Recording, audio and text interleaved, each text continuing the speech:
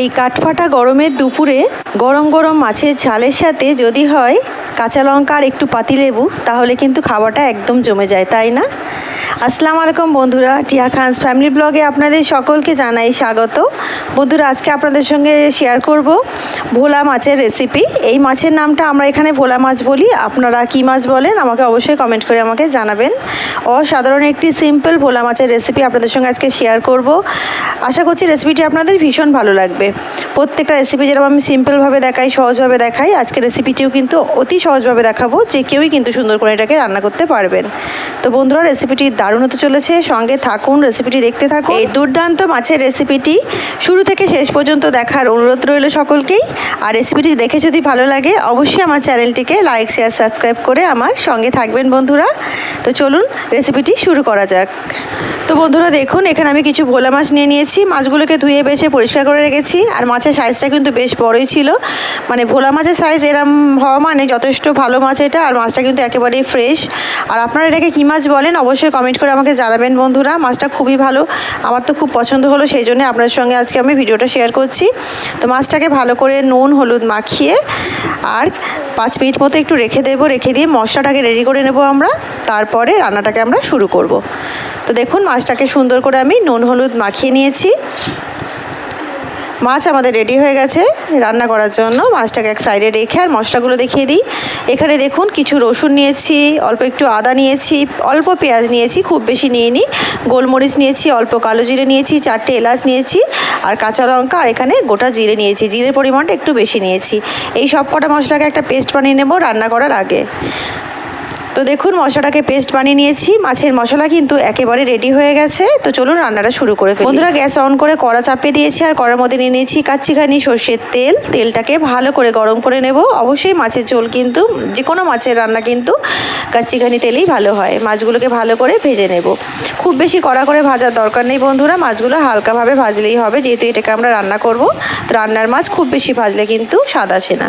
মাছটা বেশ ভালো করে ভেজে নিয়েছি, দেখুন এইভাবে ভাজলেই হবে। তুলে নিচ্ছি। আর বাকি মাছগুলোকেও একইভাবে ভেজে নেব। আপনারা চাইলে মাছটা যদি কাঁচা রান্না করতে চান তাহলে কিন্তু একই মশলা দিয়ে কাঁচা রান্না করতে পারেন, তাতেও কিন্তু অসাধারণ টেস্ট হয়। আমি ভাজা করে রান্না করছি। মাছের ডিমটাকেও দিয়ে দিচ্ছি। এই মাছগুলো ভাজা হয়ে গেছে বন্ধুরা, এইগুলোকেও তুলে নিচ্ছি।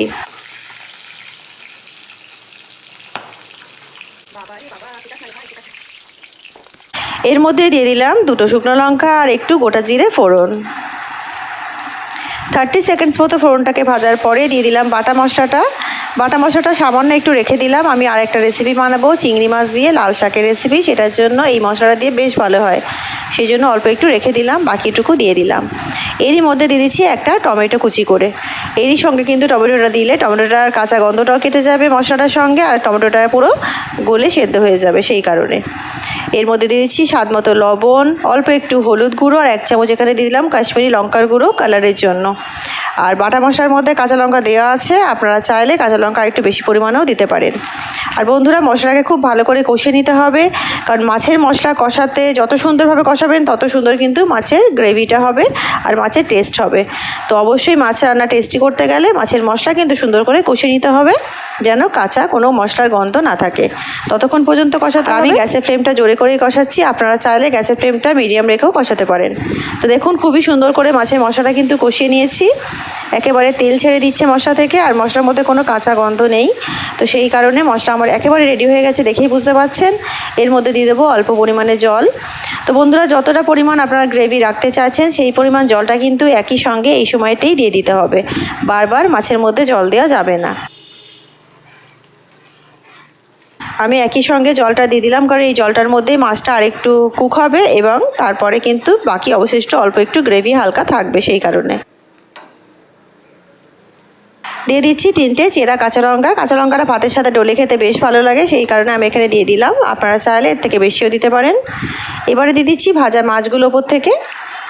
ভাজা মাছগুলো সুন্দর করে গ্রেভির মধ্যে সাজিয়ে দিতে হবে।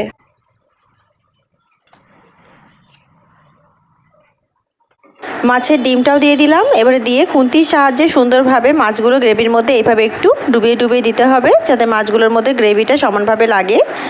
এই মাছ বেশি উল্টে পাল্টে দেওয়ার দরকার নেই, একবারে এরকমভাবে বসিয়ে দিলেই কিন্তু খুব সহজে এটা রান্না হয়ে যায়। খুব সফট একটা মাছ, খুবই সুস্বাদু একটা মাছ বন্ধুরা। এটাকে ঢেকে দিয়ে মিডিয়াম ফ্লেমে 5-7 মিনিট মতো এটাকে কুক করে নিতে হবে। ফিরে আসছি 5-7 মিনিট। তো বন্ধুরা দেখুন, মোটামুটি 7 মিনিট মতো এটাকে কুক করে নিয়েছি আমি মিডিয়াম ফ্লেমে, আর মাছগুলো কিন্তু একেবারে রেডি হয়ে গেছে।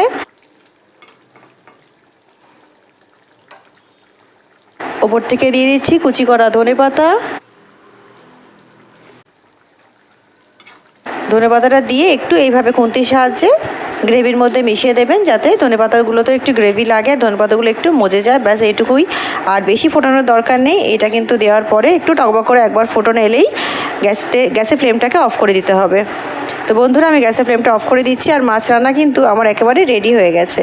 এটাকে আমি একটা অন্য পাত্রে ঢেলে সার্ভ করে নেব। তো বন্ধুরা দেখুন, মাছটাকে আমি ঢেলে নিয়েছি অন্য একটা পাত্রে, যাতে আমি সার্ভ করব তার মধ্যে। আর কেমন লাগছে দেখতে অবশ্যই বুঝতে পারছেন, অসাধারণ, দেখে জিভে জল আসছে না?